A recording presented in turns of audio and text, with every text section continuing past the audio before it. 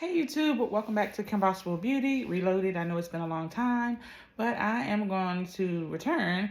And with my return back to the channel, I just wanted to give a life update of what's been going on these last 6 months or so. Just so I like to share with my community and also just let Black women know that we need to monitor our health and stay close to it. So stay tuned and see what's been going on in my life.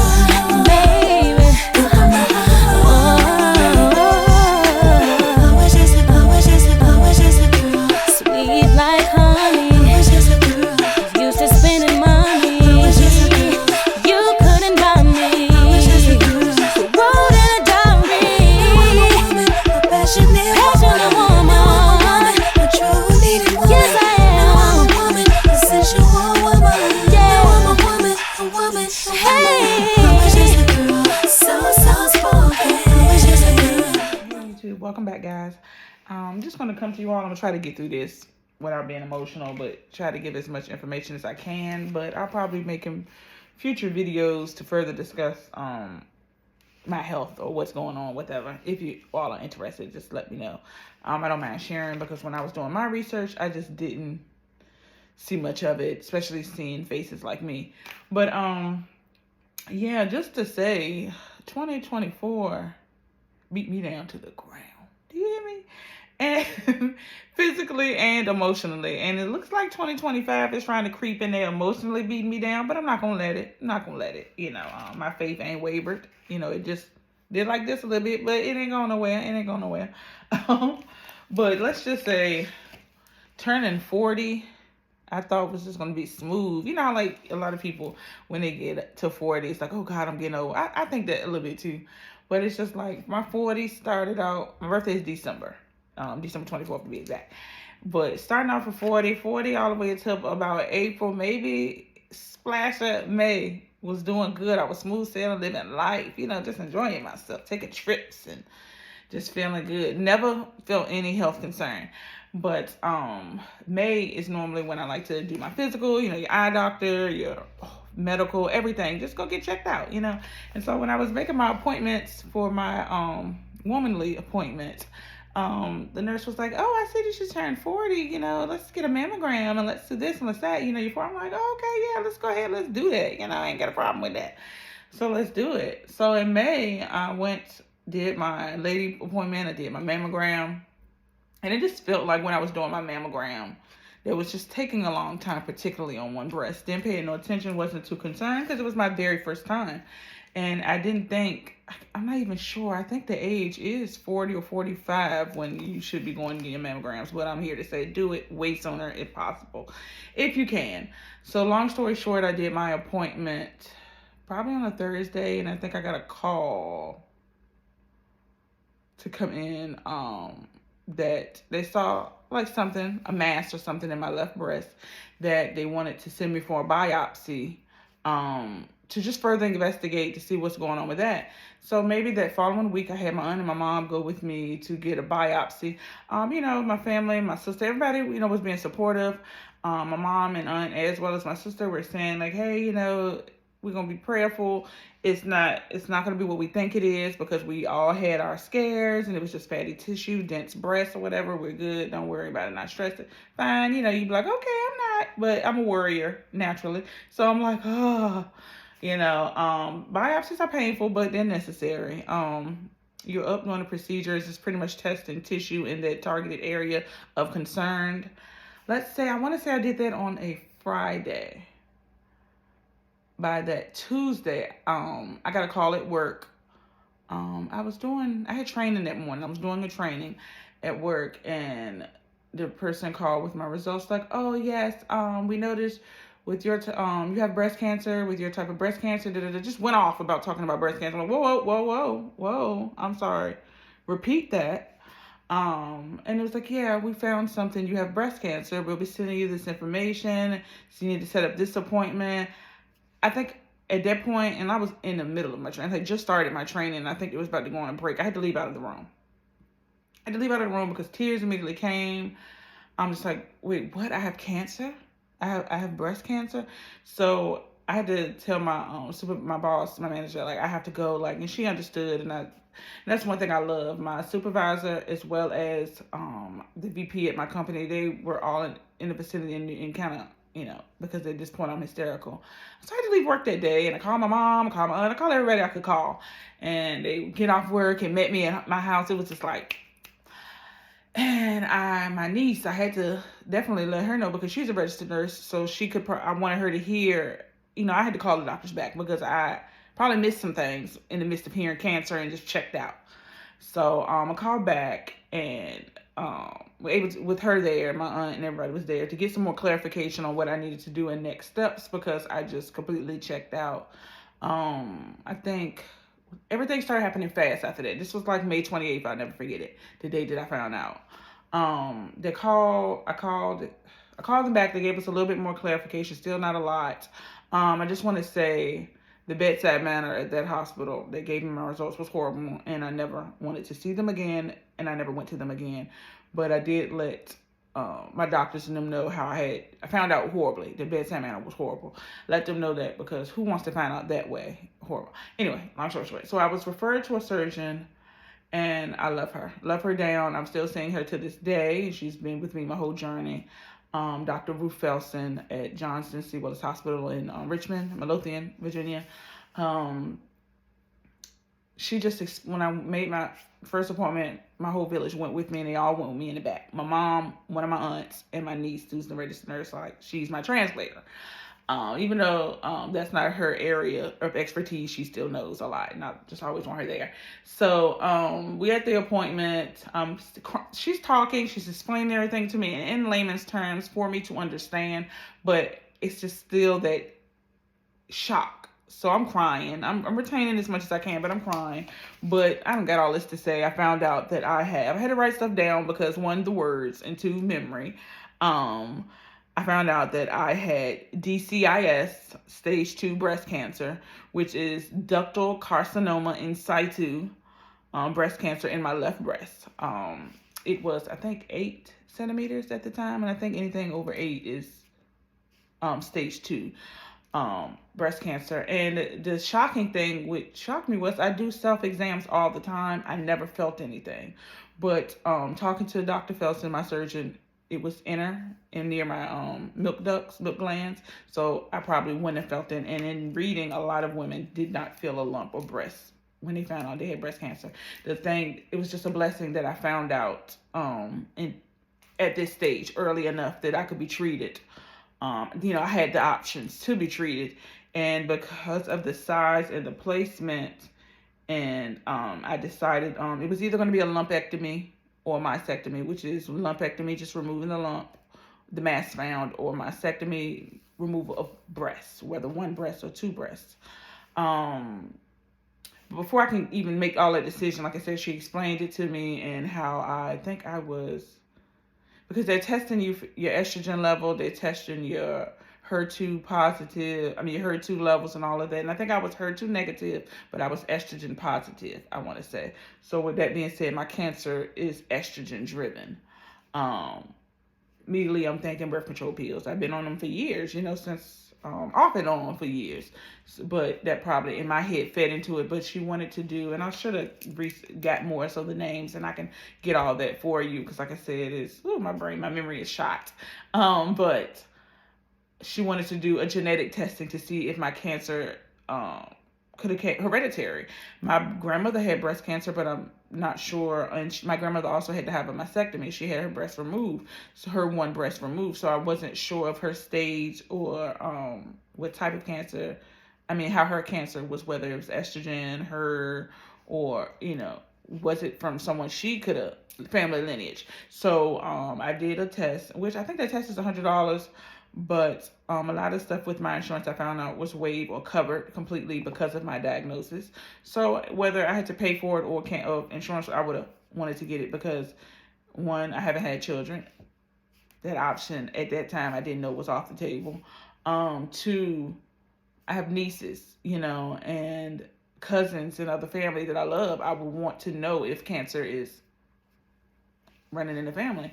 And so I did a test, and it pretty much was a blood test. And then when they get your results back, I cannot think of that doctor, but she was also really sweet. And everyone at Johnson Willis, which is Sarah Cannon Cancer Institute, have been amazing, and I love them, and I'm glad I chose them for my journey.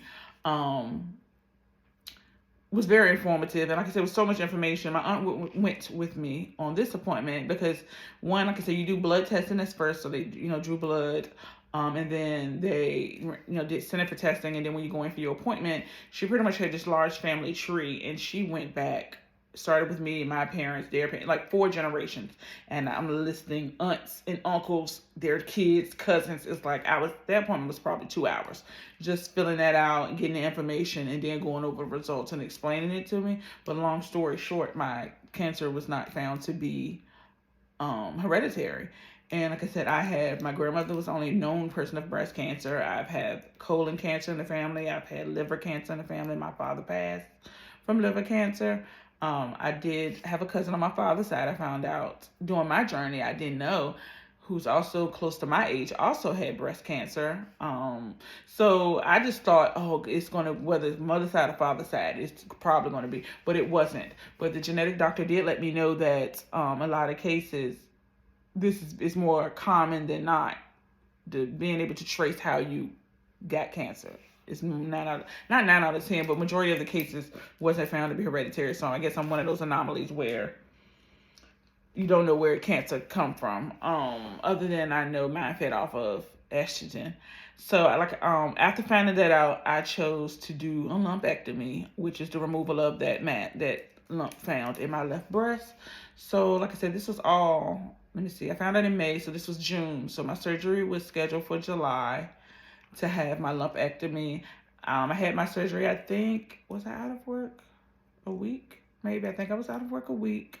It was an in and out procedure. I went in that day, came home. Surgery was about an hour or less than an hour.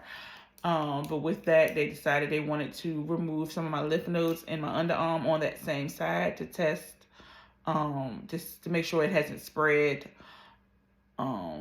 And if I would need chemo, radiation, what my next steps would be. So they had to remove the 3 lymph nodes in my left underarm when they did the lumpectomy, to make sure. But in my surgery, healing from my surgery and everything was great. I got my results back. I did find out, she did let me know that radiation really wasn't an option. That was going to be a part of the plan to treat cancer. That 9 out of 10, if you have a lumpectomy, radiation would be your next phase of treatment.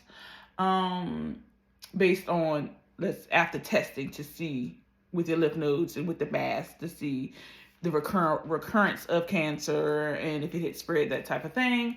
So I got my results back and found out that my lymph nodes was clean. So my cancer did not spread, thank you Jesus. But instead of my mass being 8 centimeters, it was a little bigger than I have to back up. After I did my genetics testing, they wanted an MRI. They wanted to get an accurate size and ensure that cancer was just in one breast and not both. So I did have to have an MRI procedure.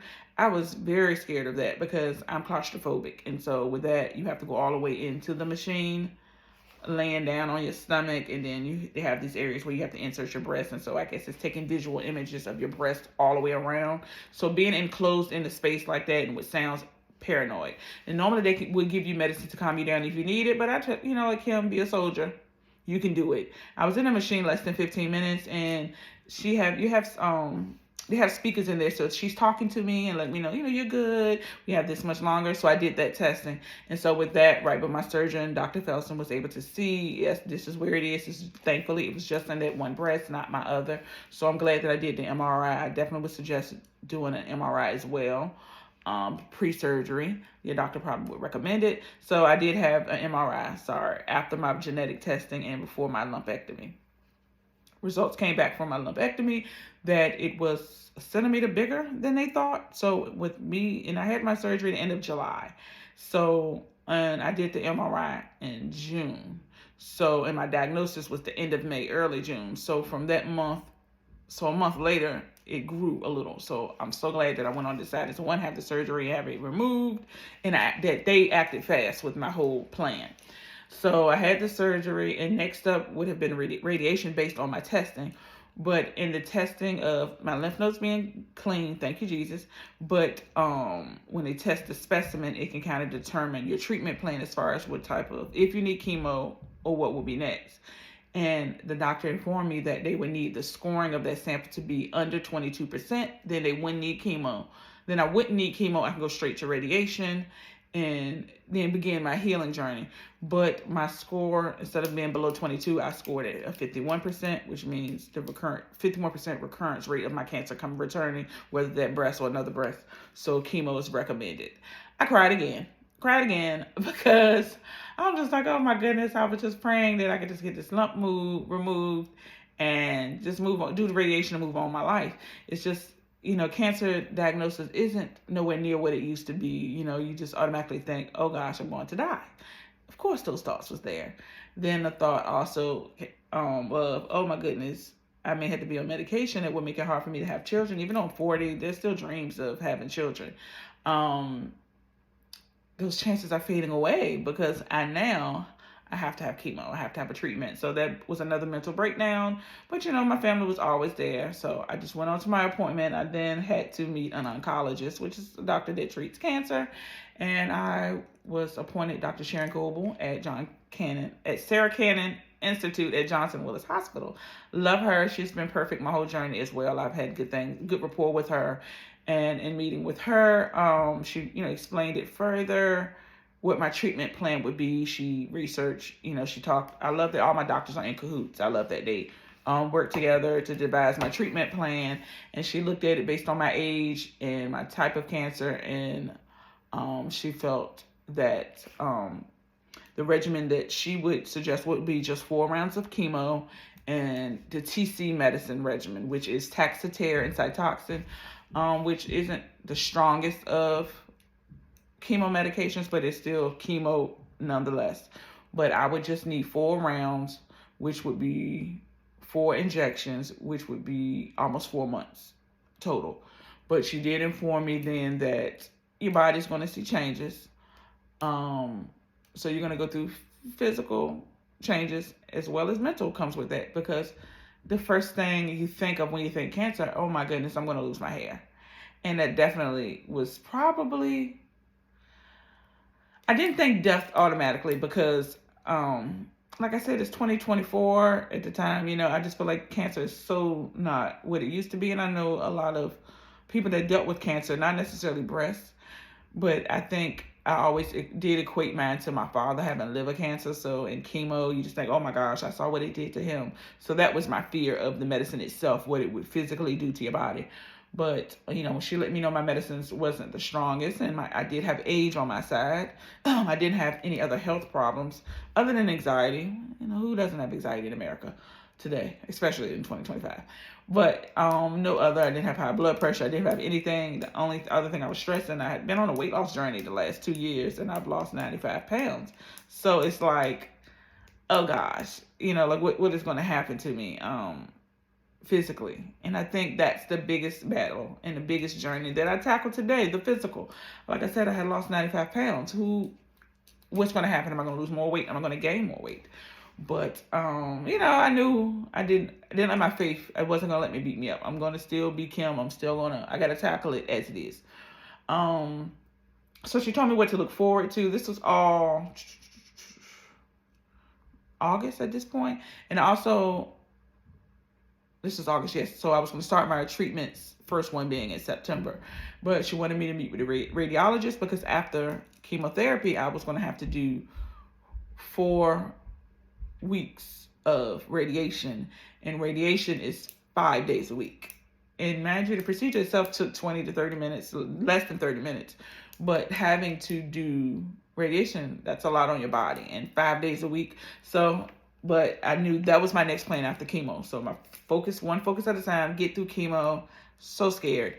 Because the chemo medicine is very strong. They suggested I have a port installed in my chest, on my right chest, to administer my injections. Because the medicine being so strong, it could burn and bruise your skin. So instead of doing injections to 4 times, she did go ahead and suggest that I have a port placed. So I know this video is going to be long. I'm so sorry. I'm trying to speed it up. I'm probably going to have to do more. And I'll do more to get more in detail. Long story short, I had a port. I had to go back to my surgeon, Dr. Phelps, and she inserted a port. So that way I can get my treatment of chemo each round. So I got my port installed in August.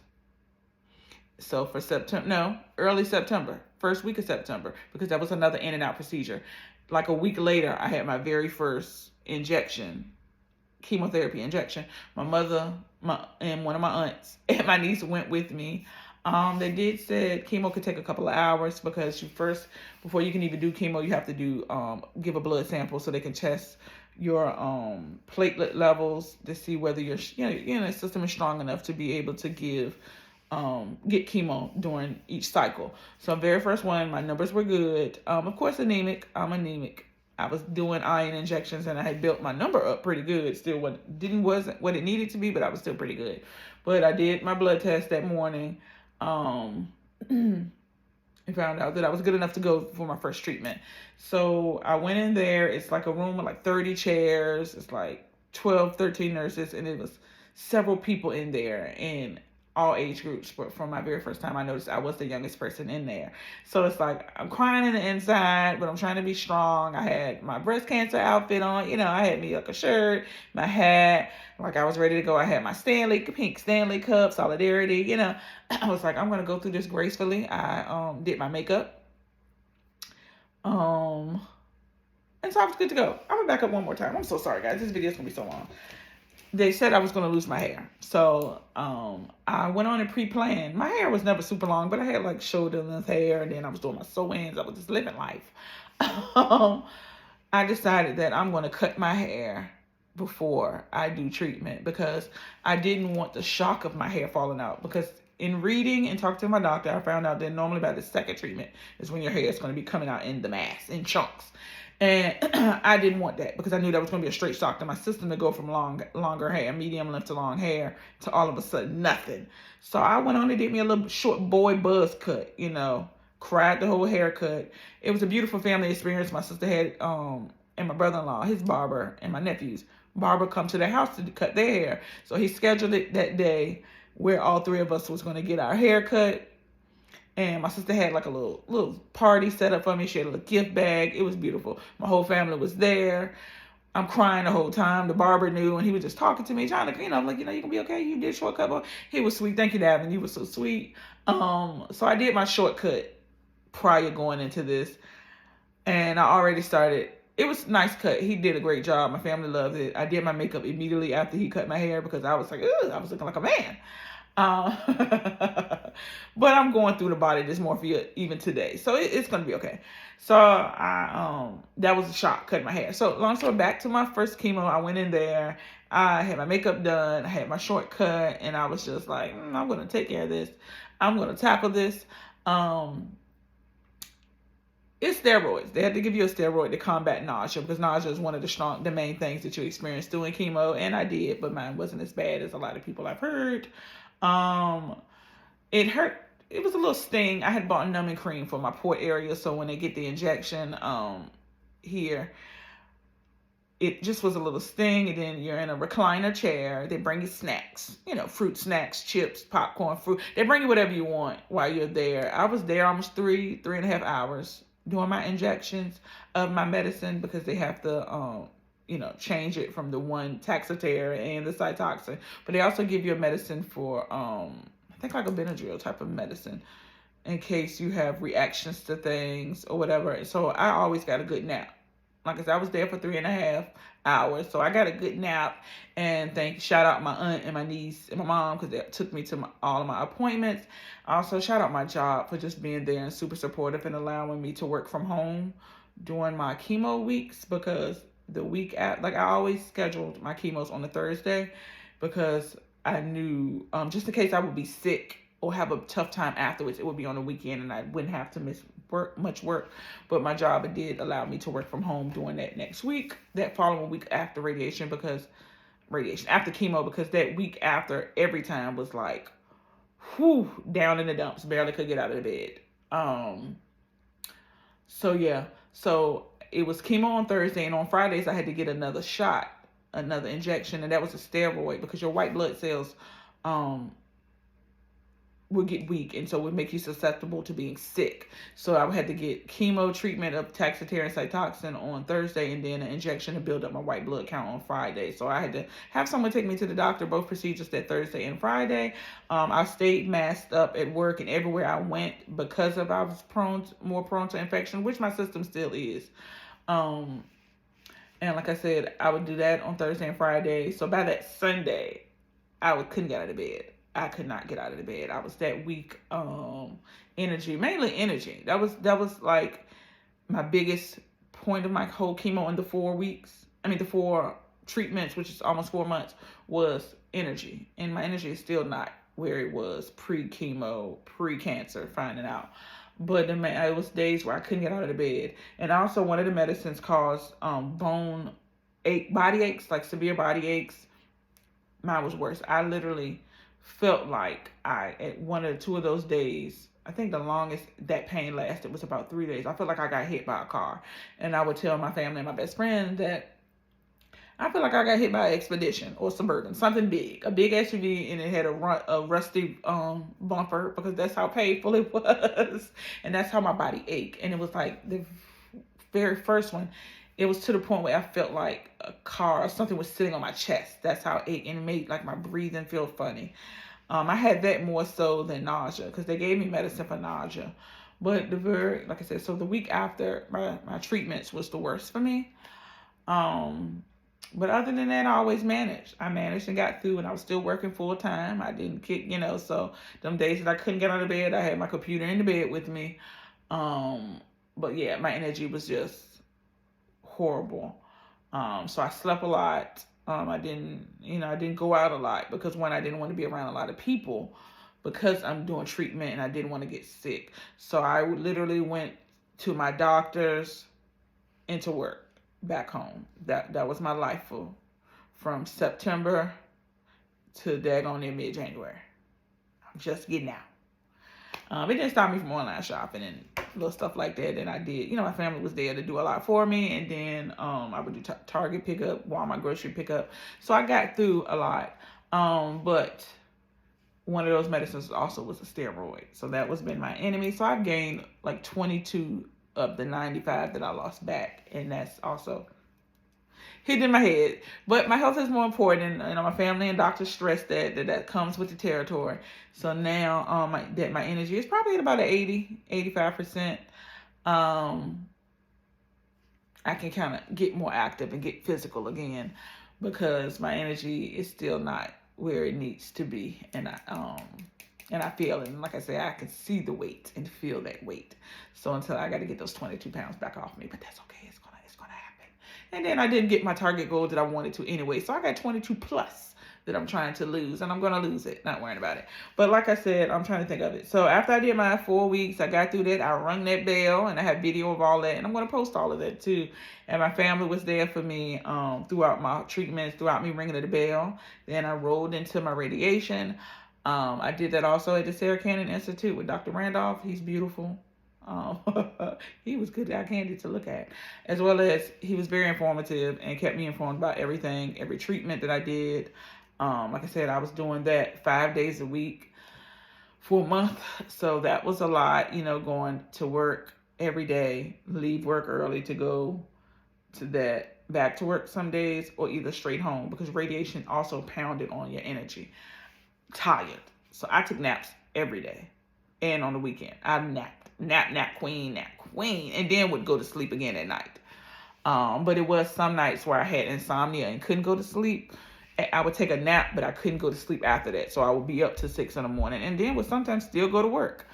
But you gotta do what you gotta do. I didn't want it to beat me. I was gonna be it. And so that was my life from July up until now. But that's pretty much my health outdate. Like right now, I'm done with radiation. I'm done with the main treatment, but because my breast cancer is estrogen driven, I'm going to be on hormone treatment for the next 5 years. I'll be taking the medicine as well as getting the injection. It is another surgery that they would recommend me to have, that I can eliminate getting injections for 5 years, which I'm probably going to look at in a year or so. But, the mental part of that is, like I said, the losing of hair from your eyebrows, your lashes, your whole body, and your head. And then the possibility of not being able to be a mom. That really broke my heart there. And I still struggle with it from time to time, but I've been a mom to my nieces and nephews since they were here. There's always adoption, so that's an option. And the doctor gave me the option of, we cannot do the injections, if you want to focus on being a mother, that type of thing. But I want to be able to be here to be a mom. So I'm going to go ahead and continue those injections and just worry, about that possibility of not having children. I'll put that on the back burner. It is what it is. I can look at other things when I'm ready. Even though, that age right there, like I said, I'm 41 actually, just turned 41. But that's my health update. I am, cancer has been removed, but, I won't test again until July, which after breast cancer, I'm finding out in my diagnosis and everything, I'll probably be getting checked more and going more into depth. So in just doing a mammogram, I'm going to always suggest doing an MRI as well, because I want them to fully see everything in there. So I'm going to probably do that. My next one won't be until June or July. So I'm not even 100% sure I guess I can say I'm cancer free, but I'm not sure, because I read a lot that until you have 5 years of clean breast cancer tests, you can't really say that you are cancer free. But I'm going to speak it into existence that I'm cancer free, and I'm going to continue to be cancer free. And even if I'm not, I'm going to tackle it like I just tackled it this time. But in the course of me going through this breast cancer treatment, life has been lifing. Like I said, still been getting kicked and beat down, because I think I had got one of my injections my chemo treatments, on a Thursday, and that following Tuesday, I found out that my 21-year-old niece had passed away. So now, Lord, I have breast cancer. I'm fighting breast cancer. I'm in chemo, and now my niece is gone at 21. So that took me and my whole family down hard. And my sister, I just tackled it up, and I went to be with my sister to help her as much as I could. And it was just so happened, like I said, the week that happened, I had just had my treatment, but that was the one treatment, or the 1 week after treatment, where I wasn't nauseous. I didn't feel the body aches and pain. I was just there, being wherever my sister needed me to be there for her. So I'm so thankful for that I didn't have a bad chemo that week. It must have put on delayed because of emotions being high. But now, having to plan a funeral and be there for my family during the loss of my niece. So still mentally trying to get over that as well, because she left here so unexpectedly. But she did leave us her beautiful son, Cashton, whom it's like he was always the light of our world, but now he's that even special person to us, because we have to be there for him because he no longer has his mom. So, and then being that shoulder for my sister, because I never had a child, but to experience the loss of one, I can't imagine that pain that she's feeling. So just being there for her has also been driving me to tackle, to get 100% healthy and be there, because I want to be there for my family. And then as of recently, bringing in 2025, that wasn't enough, losing my aunt, my mom's baby sister.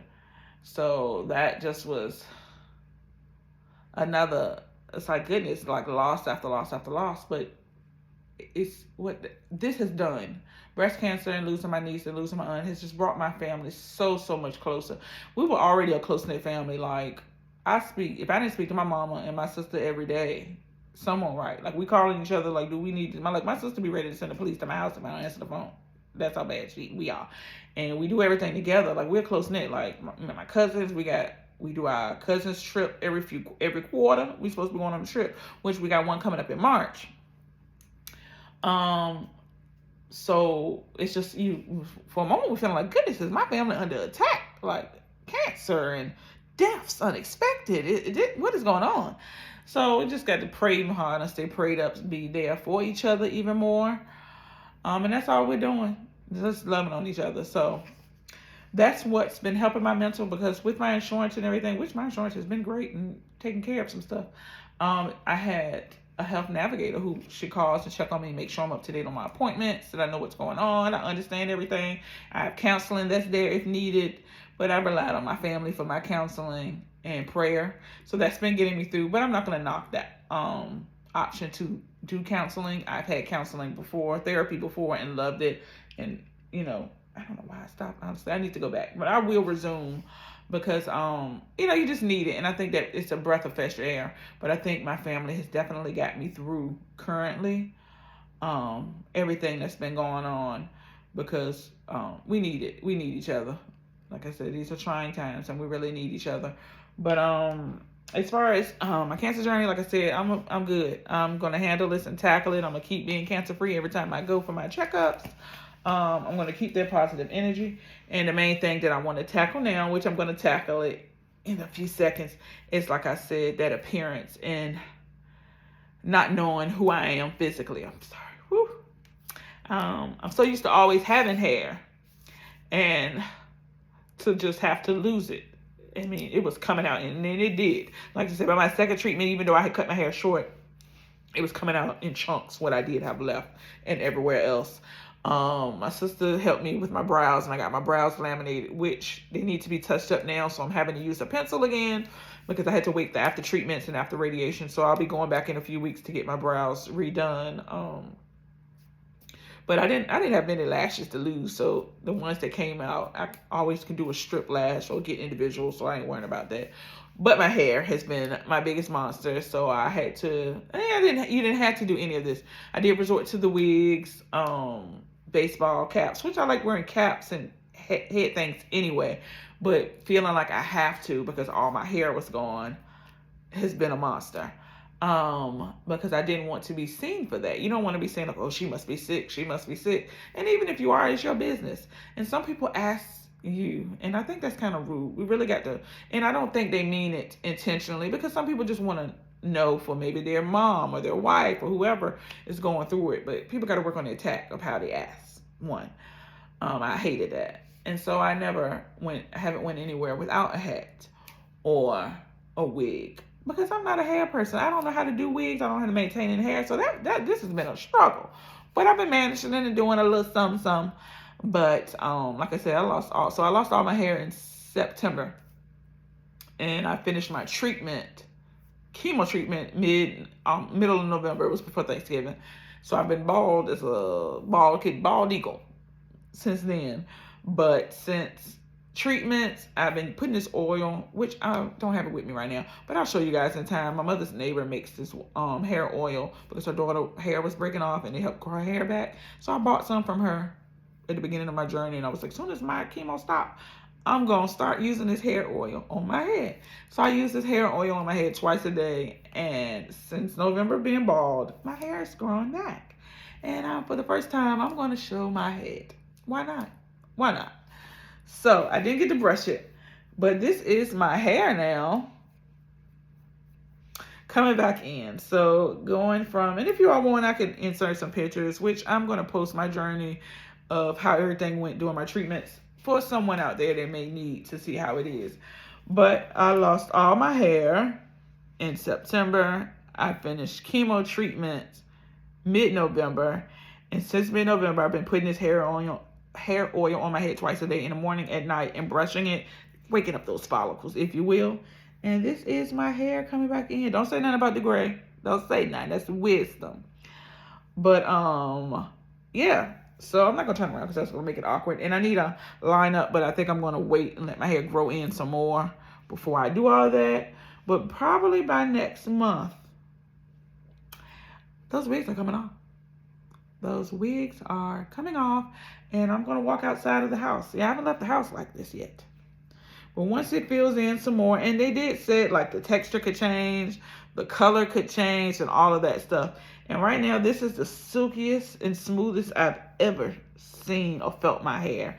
So I think I'm going to like this new hair that's coming in, and I'm going to treat it better. So I'm going to leave the creamy crack alone, and I'm just going to go natural with my hair. And I may even, continue to rock the shortcut, keep it short. I don't know. But I'm just thankful to be here, and overall, I feel good. Physically, I feel good. I don't know, like I said, you just think when you hear cancer and you hear chemotherapy, like I said, that medicine did beat me down. It did. But I handled it. I got through it. And I'm going to continue to get through it. Thank you for God, and thank you for all my family. My family has really been here for me. And I just love them. And I'm going to continue to love them. And I'm going to continue to be there for them because, never know what we all going through. But I just wanted to let everybody know out there what was going on with me. And if you could take anything away from this, Black women, we are getting diagnosed with breast cancer at alarming rates. And that age is getting younger and younger. I just thank God that nurse that day offered that service of getting a mammogram to me, because I wouldn't have got one. I wouldn't have thought to get one yet at 40. I just wouldn't. And I'm just thankful that she did recommend it, and that I took her up on it, and that I continued on with that process. So I am going to go ahead and leave now, because I've talked to you all for almost an hour, it feels like. It's probably about 40 minutes.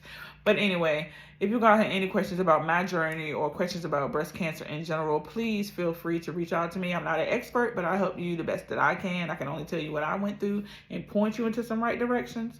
But until then, I love you all. Stay safe, and God bless you.